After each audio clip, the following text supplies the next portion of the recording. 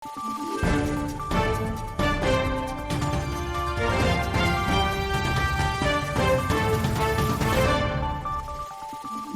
araw, Pilipinas! Ito ang Valiente News hatid sa inyo ng Office of the Vice President.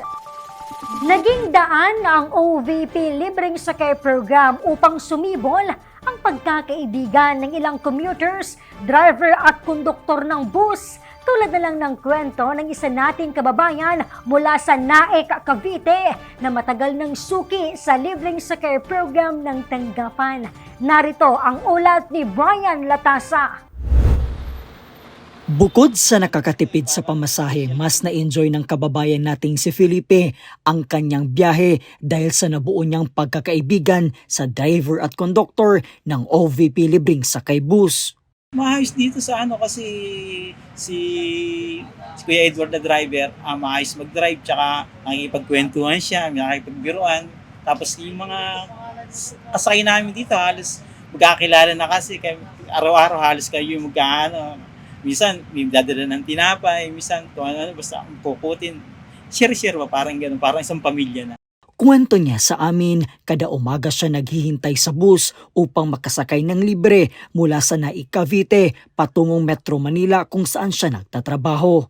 Dahil sa programa, 180 pesos kada araw ang natitipid na pamasahe ni Felipe, malaking halaga na bilang pangdagdag sa araw-araw na pangangailangan ng kanyang pamilya tulad ng pagkain. Ay, malaking bagay yun kasi sa akin, mula Pitex hanggang Naik, 90 pesos. So kung paluwas at saka pabalik makasakay ka 180, pangkain ko na yun, pang merienda pa pag lumuluwas ako o kaya pambili ng bigas, napakalaking bagay, laking tulong. Para sa mga commuter tulad ni Felipe, marahil isa na ang OVP Libreng Sakay Program sa mga pinakamagandang inisyatiba ng tanggapan ng pangalawang Pangulo sa ilalim ng pamumuno ni Vice President Inday Sara Duterte. Papasalamat kami kasi wala pang sa tagal na wala pang nakakagawa kundi si VP Sara pa lang yung nakagawa ng ganito na may libreng sakay na ganong kalayo yung travel. Tapos yung iba wala pa akong sa tagal ko nakatira doon, wala pa talagang kundi ito pa lang yung unang ng libre sakay na ganito. Kaya laking bagay sa amin. Narito naman ang kanyang mensahe para sa tanggapan ng pangalawang Pangulo.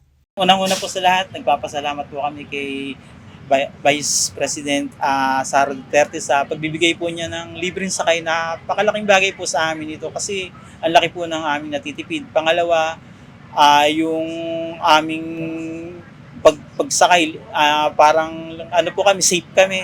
Hindi po kami nag-aalala na kung ang driver ay kaskasero, basta maayos po yung nag-drive. Tapos ganun din, papasalamat kami sa lahat ng bumubuo, sa lahat ng staff po. Kasi kung hindi sa inyo, hindi kami magkakaroon ng ganitong libre sakay, hindi kami makakatipid. Napakalaking bagay po. Kaya maraming salamat po. Mula po dito sa Naik, Cavite, ako po si Brian Latasa, ang lahat para sa Diyos, bayan at pamilyang Pilipino. Valiente News. Mga commuter, hangad na mapalawak pa ang OVP Libreng Sakay Program. Yan at marami pang mga balita ang dapat abangan dito lamang sa Valiente News. Ako si Claudette Loreto para sa makabuluhan, naninindigan at matapang na mga ulat at impormasyon. Maraming salamat.